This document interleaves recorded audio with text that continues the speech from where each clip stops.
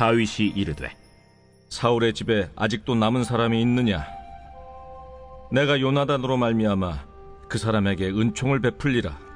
사울의 집에는 종 한 사람이 있으니 그의 이름은 시바라.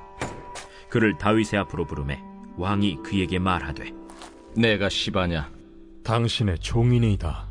사울의 집에 아직도 남은 사람이 없느냐? 내가 그 사람에게 하나님의 은총을 베풀고자 하노라. 요나단의 아들 하나가 있는데 다리 저는 자니이다. 그가 어디 있느냐?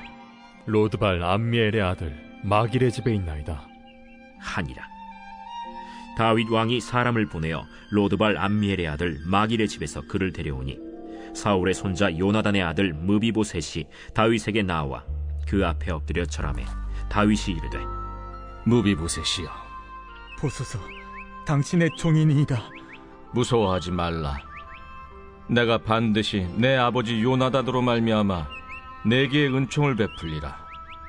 내가 내 할아버지 사울의 모든 밭을 다 내게 도로 주겠고 또 너는 항상 내 상에서 떡을 먹을지니라.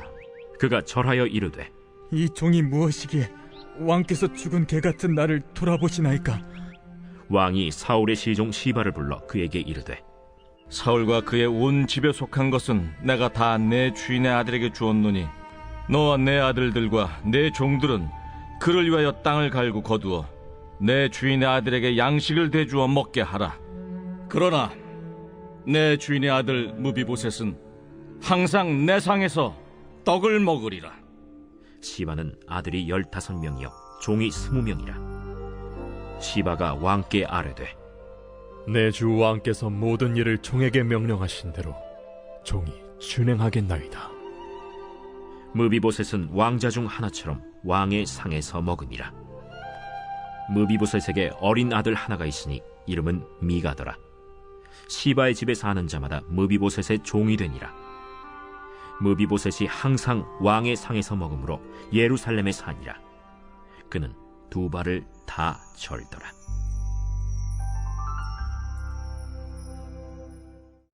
할렐루야, 반갑습니다. 우리가 온라인으로 함께 예배하고 있지만 얼굴과 얼굴을 보는 것처럼 그렇게 함께 예배하는 줄로 믿습니다. 오늘도 주의 말씀으로 여러분 은혜 받으시는 복된 시간 되시기를 소원합니다. 잠시 기도하고 말씀 듣겠습니다. 하나님, 오늘도 주의 말씀을 허락하셔서 우리로 듣는 귀 있게 하시고 깨닫는 마음 갖게 하시고 그래서 하나님의 말씀이 우리의 삶의 중심이 되게 하여 주시옵소서. 오늘도 들려주실 말씀 속에 우리가 살아가야 할 정말 참 귀한 진리를 깨닫는 시간 되게 하옵소서. 하나님께서 함께 하실 것을 믿사오며 예수님의 이름으로 기도드립니다. 아멘. 오늘 여러분과 함께 나눌 설교의 제목은 헤세드를 흘러가게 하라라고 하는 제목입니다. 여러분, 헤세드가 뭔지 무엇인지 알아야 또 설명이 가능하겠죠. 이 헤세드라고 하는 말은 히브리어로서 은혜, 긍휼, 자비, 인자 이렇게 해석할 수 있는 단어입니다. 한마디로 하나님의 성품을 나타내는 단어이기도 하죠. 헤세드라는 단어가 어떻게 형성이 되었는지 여러분 보시면 히브리어는 오른쪽에서 이렇게 왼쪽으로 여러분 보시기에 읽게 되어 있습니다. 그래서 첫 단어는 여러분 헤트라고 하는 이 울타리라고 하는 단어의 뜻을 가지고 있는 단어고요. 중간 단어는 사메크라고 하는 이 보호하다라고 하는 의미를 가지고 있는 단어입니다. 그리고 마지막 단어는 달렛이라고 하는 이 문이라고 하는 뜻을 가지고 있는 단어가 합해져서 헤세드라고 하는 단어가 생긴 것입니다. 자, 이 세 가지 단어를 합쳐보면 어떤 의미일까요? 울타리를 치고 보호하기 위해 문 안으로 이끌어들이는 이 행위, 이것이 바로 헤세드라고 하는 뜻입니다. 그래서 은혜고, 그래서 긍휼이고, 자비고, 인자라고 하는 뜻을 가지고 있는 단어이죠. 그래서 우리 인간에게 베풀어 주신 하나님의 가장 큰 헤세드는 바로 예수 그리스도이십니다. 요한 사도가 요한복음 1장 14절에 이렇게 기록을 하고 있죠. 말씀이 육신이 되어 우리 가운데 거하심에 우리가 그의 영광을 보니 아버지의 독생자의 영광이요 은혜와 진리가 충만하더라. 바로 여기서 기록하고 있는 말씀이 육신이 되어 우리에게 오신 예수 그리스도 안에 하나님 아버지를 통한 은혜, 이 헤세드가 충만하게 우리에게 부어졌다라고 기록하고 있죠. 하나님께서 죄악으로부터 우리들 보호하시기 위해 울타리를 치시고 또 독생자 예수 그리스도를 보내주셔서 그를 믿는 자마다 하나님의 나라의 문 안으로 들어드리는 것, 불러드리는 것, 이걸 우리가 구원이라고 말하지 않습니까? 바로 이것이 은혜라고 하는 것이죠. 이것이 바로 헤세드인 것입니다.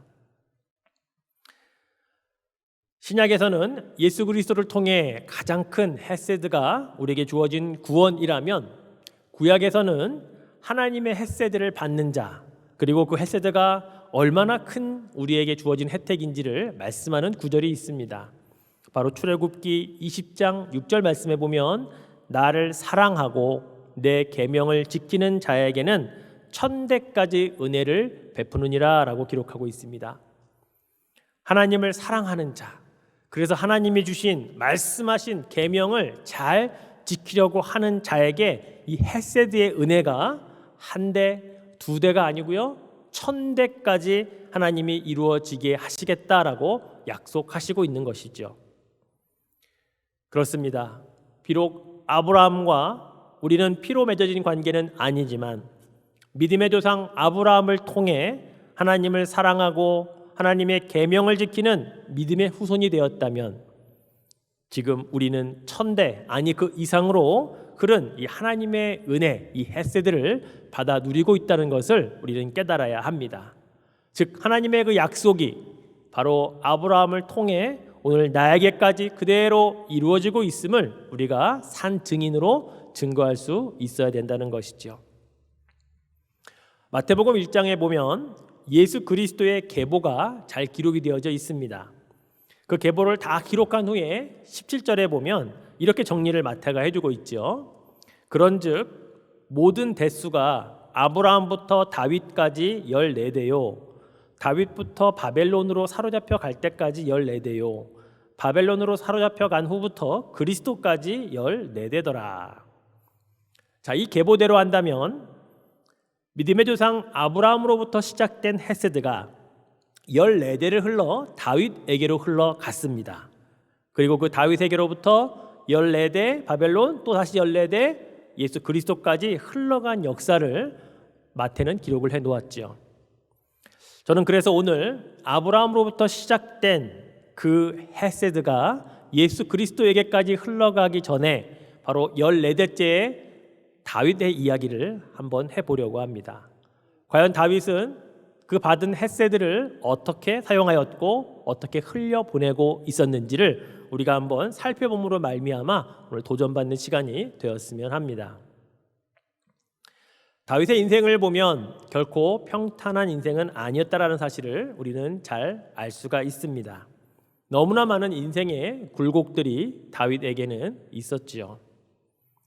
어린 나이에 이스라엘의 2대 왕으로 사무엘 선지자로부터 기름을 받은 이후에 그는 오히려 수많은 난관을 겪게 됩니다.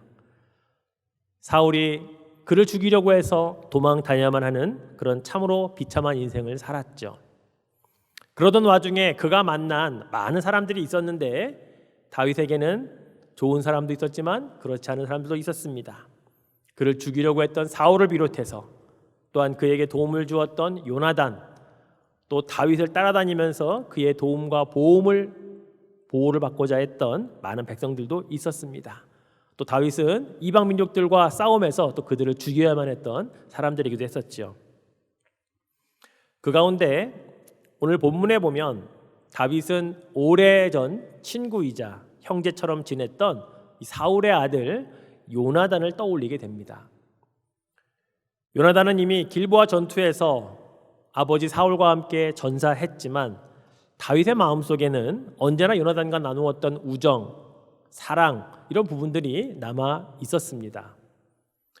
그런데 다윗은 문득 요나단과 맺었던 그 오래된 기억을, 언약을 한 가지 생각해낸 것이었습니다. 어떤 언약을 했었을까요? 사무엘상 20장 14절부터 16절 말씀에 보면 이런 언약을 했었습니다. 너는 내가 사는 날 동안에 여호와의 인자하심을 내게 베풀어서 나를 죽지 않게 할 뿐 아니라 여호와께서 너 다윗의 대적들을 지면에서 다 끊어버리신 때에도 너는 내 인자함을 내 집에서 영원히 끊어버리지 말라 하고, 이에 요나단이 다윗의 집과 언약하기를 여호와께서는 다윗의 대적들을 치실지어다 하니라. 아멘.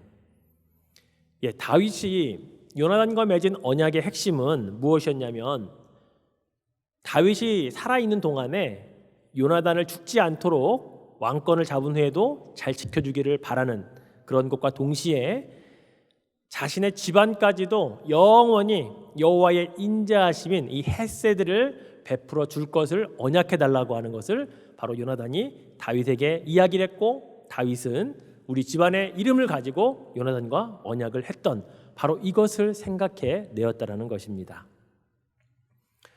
바로 오늘 본문에 기록된 여호와의 인자, 이것이 바로 하나님의 헤세드라고 성경은 기록을 하고 있죠. 요나단이 다윗이 앞으로 가지게 될 왕권의 힘으로 나를 지켜달라고 하지 않았습니다. 당신이 앞으로 가지게 될 그 큰 세력으로 우리 가족을, 우리 가문을 보호해달라고 이야기하지 않고 있습니다. 요나단은 하나님의 인자하심, 하나님의 헤세드로 나를 베풀어주고, 그리고 우리의 가정과 가문, 집안을 위해서 영원히 그 인자하심, 그 헤세드로 베풀어 달라라고 부탁을 하고 있다라는 것이죠. 그렇습니다. 요나단은 참으로 현명했습니다. 영적으로 분별력이 있던 사람이었던 것 같습니다. 사람의 권력은 영원하지 않습니다. 사람의 마음 또한 한결같을 수가 없습니다. 그래서 사람에게 부탁할지라도 사람이 가지고 있는 그 무엇으로 부탁하는 것이 아니라 하나님의 인자하심, 하나님의 자비하심, 그분의 사랑, 그분의 은혜, 바로 그 헤세드를 기억하여 그 헤세드로 나에게 이 은혜를 베풀어 달라라고 부탁하고 있는 이 요나단의 이 마음, 요나단의 이 귀한 메시지를 우리는 들을 수 있어야 할 것입니다. 바로 오늘 우리가 함께 읽었던 사무엘하 9장은요, 바로 이 언약을 떠올렸던 다윗이, 그래, 내가 요나단과 함께 했던 그 언약을 지키기 위해 사울 집안에 남아있는 사람들이 누구인지 한번 찾아봐야겠다로 시작돼서 바로 그 수소문을 하는 장면이 오늘 본문의 1절이지요. 자, 그 1절을 보면 다윗이 이르되 사울의 집에 아직도 남은 사람이 있느냐? 내가 요나단으로 말미암아 그 사람에게 은총을 베풀리라 하니라. 그래서 누구를 찾아냅니까? 먼저는 사울의 집에서 종노릇을 했던 시바라고 하는 사람을 찾아냅니다. 그리고 그 시바를 통해서 요나단의 아들이 아직 살아있음을 그가 알게 됩니다. 자, 본문 3절에 보니까 왕이 이르되 사울의 집에 아직도 남은 사람이 없느냐? 내가 그 사람에게 하나님의 은총을 베풀고자 하노라 하니, 시바가 왕께 아뢰되 요나단의 아들 하나가 있는데 다리 저는 자니이다 하니라. 요나단의 아들이죠. 그럼 사울의 손자입니다. 그런데 이 사람은 다리를 저는데 두 다리를 다 저는 아주 심각한 장애를 지닌 사람이지요. 이름은 무비보셋입니다. 자, 이 무비보셋을 찾아서 다윗 앞으로 데려와서 만나는 장면 또한 오늘 본문에 기록되어 있죠. 자, 5절과 6절도 읽겠습니다.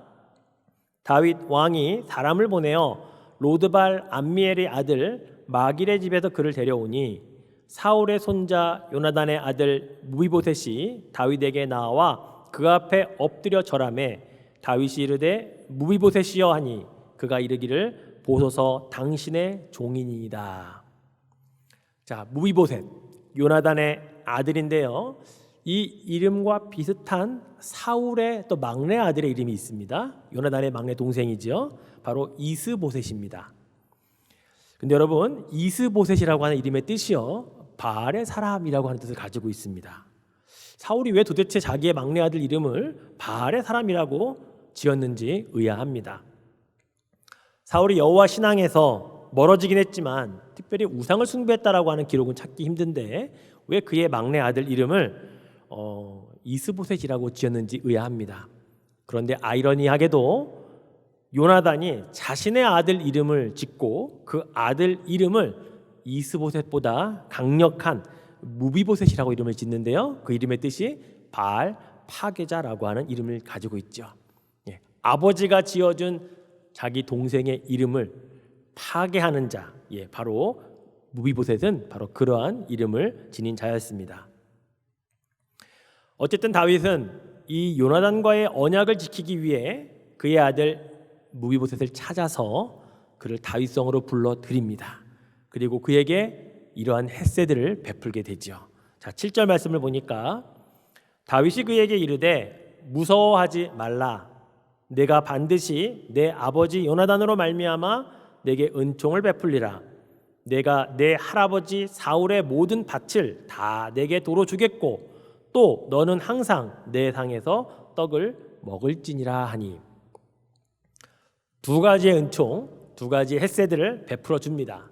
첫 번째는 할아버지 사울 때 가지고 있었던 모든 밭을 다시금 환원 돌려주겠다라고 하는 이 헷세들을 베풀어 주지요. 돌려주겠다라고 하는 것은 이스라엘 국고에 이미 환수된 국가 재산이 되었다는 것을 다시 반환해 주겠다고 하는 것입니다. 누군가의 땅이 국가로 환수가 되었는데 그것도 다시 후손에게 그것도 국가가 자발적으로 되돌려 준다라고 하는 것은 사실 말처럼 쉬운 것이 아닙니다. 사실 국가의 땅은 지금 이 시대에 보면 다윗 왕과 그 가문의 땅과도 같은 개념이지요. 결국 다윗은 자발적으로 자신의 땅을 다시 떼어서 원래 주인이었던 사울 가문에게로 돌려주겠다라고 약속하고 있는 겁니다. 그가 결단을 한 것입니다. 결국 요나단과의 이 헷세들을 영원토록 베풀어 줘야겠다라고 하는 그 마음을 가지고 결국 그것이 거짓이 아니었다라는 것을 지금 스스로 증명해 주고 있다라는 사실이지요. 자, 두 번째 헷세드는 두 다리를 다 절고 있는 바로 그 심각한 장애를 가진 이 무비보셋을 다윗이 늘 함께 궁에 머물면서 밥을 같이 먹는 겸상을 허락했다는 것이죠. 바로 왕자처럼 파격적인 대우를 해주겠다라고 하는 것입니다. 무비보셋은 가히 왕자처럼 대우를 받는 자리로 지금 가게 되었다라는 것이죠. 그가 생각할 때에는 상상을 초월한 헷세들을 받아 누리게 된 것입니다. 사실 작은 신체적인 결함만 있어도 하나님의 성전에 들어가지 못하는 것이 당시에 그들의 규례였습니다. 그런 시대의 규례를 고려해 본다면 두 다리를 다 저는 사람이 왕과 함께 매일 왕궁에 머물면서 같은 식탁에서 음식을 먹고 마신다라고 하는 것은 왕의 특별한 은총, 이 엄청난 헷세대가 아니면 사실은 불가능한 이야기이기 때문에 그렇다는 것이죠. 다윗은 바로 이 요나단의 아들 무비보셋에게 바로 이러한 은총을 지금 베풀기를 허락해주고 있다라는 사실입니다. 이 다윗의 은총에 감동받은 이 무비보셋이 자기 자신을 개 같은 나, 죽은 개 같은 나를 돌아보십니다라고 하는 표현을 씁니다. 그런데 이것은 아이러니하게도 이 죽은 개라고 하는 표현을요 이전에 다윗도 사용한 적이 있었습니다. 사무엘상 24장 14절 말씀을 보면 이스라엘 왕이 누구를 따라 나왔으며 누구의 뒤를 좇나이까 죽은 개나 벼룩을 쫓음이니이다. 이 말은요 다윗이 사울 왕의 목숨을 살려준 이후에 사울 왕에게 한 것입니다. 지금 사울 왕이요 지금 나를 쫓고 있는데 나는 죽은 개나 벼룩과 같은 존재입니다. 나를 쫓기 위해 이렇게 애쓸 필요가 없습니다 라고 자기를 스스로 낮추어서 말했던 장면이거든요. 바로 이 똑같은 말을 지금 무비보셋이 다윗 앞에 하고 있는 것이죠. 자, 다윗의 헷세드는 사실 여기에서 멈추지 않았습니다. 그는 사울 집안의 종이었던 시바를 불러서 이와 같은 명령을 또 내립니다. 자, 9절과 10절 말씀을 보겠습니다. 왕이 사울의 시종 시바를 불러 그에게 이르되 사울과 그의 온 집에 속한 것은 내가 다 내 주인의 아들에게 주었노니 너와 내 아들들과 내 종들은 그를 위하여 땅을 갈고 거두어 내 주인의 아들에게 양식을 대주어 먹게 하라. 그러나 내 주인의 아들 무이보셋은 항상 내 상에서 떡을 먹으리라 하니라. 시바는 아들이 15명이요 종이 20명이라.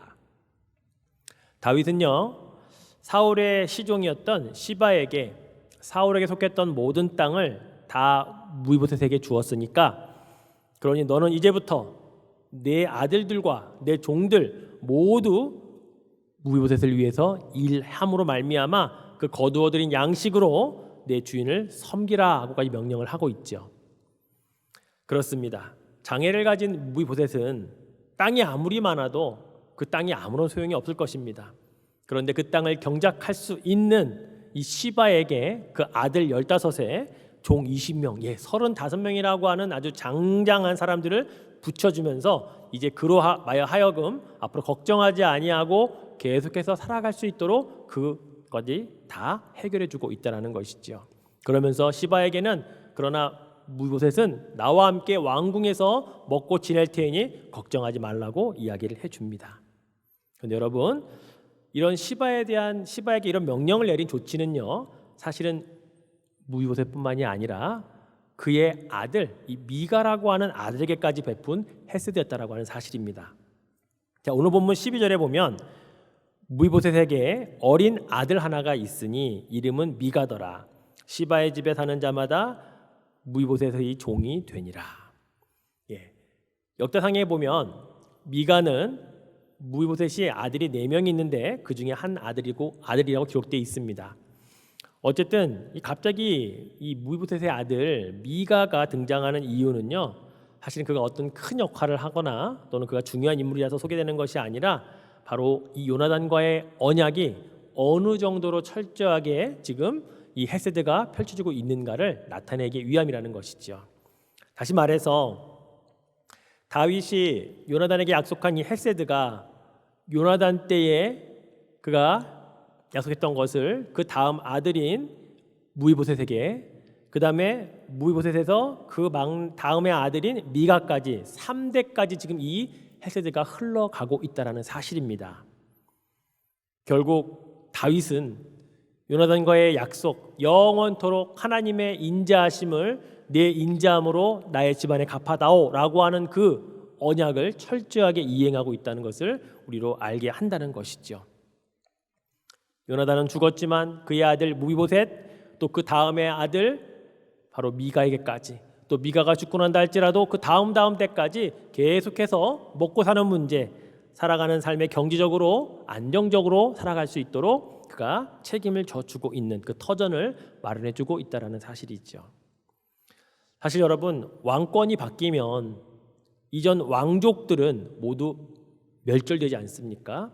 재산은 다 몰수해서 그들의 재산으로 삼는 것이 우리가 알고 있는 왕조에 바뀔 때에 그러한 일어나는 사건들이 아니겠습니까? 사울 왕조에서 다윗 왕조로 바뀌었지만 다윗은 그렇게 하지 않았습니다. 지난 시간 살펴보았듯이 다윗은 오히려 사울과 요나단의 죽음 앞에 활의 노래를 지어서 부르면서까지 이 유다 족속에게 외워 부르라고 하면서 그들을 같이 애통해하고 국률해하는 마음을 가졌었죠. 그것뿐만이 아니고 요나단과의 그 언약을 생각해내서 그 언약을 신실하게 지키기 위해 하나님의 헤세드를 흘려보내는, 그것을 대를 이어 3대까지 흘려보내는 이 다윗의 이 마음, 이것이 얼마나 귀한 것인가를 우리는 깨달을 수 있어야 한다는 것입니다. 여러분, 그렇습니다. 이것이 바로 하나님의 사람이 흘려보내야 할 바로 헤세드라고 하는 것입니다. 바로 이것이 우리가 가져야 할 자질이면서 또한 삶의 모습인 것이죠. 하나님의 헤세드가 아브라함에서 14대 뒤에 다윗에게로, 다윗이 그렇게 많은 헤세드를 흘려보내 예수 그리스도에게로 왔다면 예수 그리스도가 다시 흘려보내 주신 그 헤세드를 이제는 Now it's my turn, 이제 우리 차례라는 것입니다. 이제 우리가 이것을 가지고 어떻게 흘려보낼 것인가를 고민하며 사는 삶, 바로 이것이 우리 크리스찬의 삶이 되어야 한다는 것이지요. 내 것, 내 소유, 나를 위한 삶의 초점을 이제는 좀 넓히고 확장시켜야 한다는 것입니다. 오늘날처럼 참 살기 어렵고 힘든 시기에 우리보다 더 어려운 자들에게 나는 누군가에게 분명히 흘려보낼 헤세드가 있어야 한다는 사실이지요. 그래서 이것을 우리가 이제는 시작할 수 있기를 축원해 드립니다. 하나님이 우리에게 명령하신 것 가운데 거룩의 명령이 있죠. 우리가 익히 잘 들어서 알고 있는 내가 거룩하니 너희도 거룩하라. 그런데 거룩의 명령만 있는 것이 아닙니다. 우리 예수님께서는 자비의 명령도 하셨습니다. 바로 이 자비, 헤세드의 명령이죠. 누가복음 6장 36절에 너희 아버지의 자비로우심 같이 너희도 자비로운 자가 되라 라고 자비의 명령을 주셨습니다. 헤세드를 품고 아버지의 헤세드를 받은 자로 그 헤세드를 흘려보내라 우리에게 명령하셨던 것이죠. 여러분, 그러기 위해 우리 안에 이 하나님의 자비하심, 이 하나님의 은혜인 헤세드를 먼저 담아야 합니다. 우리 마음의 이 그릇 안에 헤세드를 채우지 않으면 흘려보낼 수가 없기 때문이지요. 맥스 르카이도 목사님께서 쓰신 은혜라고 하는 책에 보면 이런 말이 있습니다. 당신 눈에는 자비로 흘러넘치는 하나님의 잔이 보이는가? 아니면 그저 잔이 마를까 노심초사하고 있는가? 하나님의 은혜를 받기에는 너무 큰 잘못을 저질렀다는 생각이 드는가? 그러나 하나님의 은혜는 결코 모자르는 법이 없다. 그렇습니다. 아무리 퍼 담아도 결코 마르지 않는, 모자라지 않는 하나님의 헤세드, 하나님의 자비와 은혜와 은총, 바로 그것을 우리 안으로 자꾸자꾸 끌어들이는 바로 그런 삶을 우리가 살아야 하는 것입니다. 그래야 나로부터 하나님께 받은 헤세드가 다른 사람에게로 흘러갈 수 있게 되는 것이죠. 말씀을 맺겠습니다. 다윗은 이렇게 헤세드를 흘려보내는 삶을 살았지만 사실 이 다음 장 10장, 11장으로 넘어가면서 그는 큰 죄를 짓게 됩니다. 바로 우리아를 죽이고 그의 아내 밧세바를 취하는 죄를 지으면서 사실 그의 모습 가운데 이 헤세드를 흘려보냈던 그의 아름다운 모습은 사라지고 말지요. 그렇습니다, 여러분. 한번 방심하면 다시 죄된 옛사람의 모습으로 돌아가는 것이 우리들입니다. 그럼에도 불구하고 우리가 가져야 할 마음의 중심에는 하나님 마음에 합한 사람인 다윗도 그랬는데 라고 하는 말이 아니고요. 다윗은 그러했지만 나는 그렇게 하지 않겠다라고 하는 도전, 바로 성령의 도우심을 구할 수 있어야 된다는 것입니다. 성경에 우리는 위대한 인물들을 볼 때마다 우리는 그 사람보다 못하다고 자꾸 이야기를 합니다. 내가 어떻게 감히 라고 얘기하지만 우리 예수님 뭐라 그랬어요? 너희는 나보다 더 큰 일을 하시겠다. 예수님보다도 더 큰 일을 하겠다라고 우리에게 분명히 말씀해 주셨거든요. 아브라함이 문제가 아닙니다. 모세가 문제가 아니에요. 다윗보다도 더 큰 일을, 우리 주님보다 더 큰 일을 할 수 있는 사람들이 우리들이라는 사실을 믿어야 합니다. 어떻게 가능합니까? 성령 때문에 가능한 것입니다. 성령의 도우심을 받아서 다윗처럼, 아니 그것을 지나 다윗보다 더 나은 헤세드를 흘려보내는 자로 살아가도록 우리는 노력해야 한다는 것입니다. 성령을 구해야 한다는 것입니다. 바로 그러한 도전을 받아야 할 줄로 믿습니다.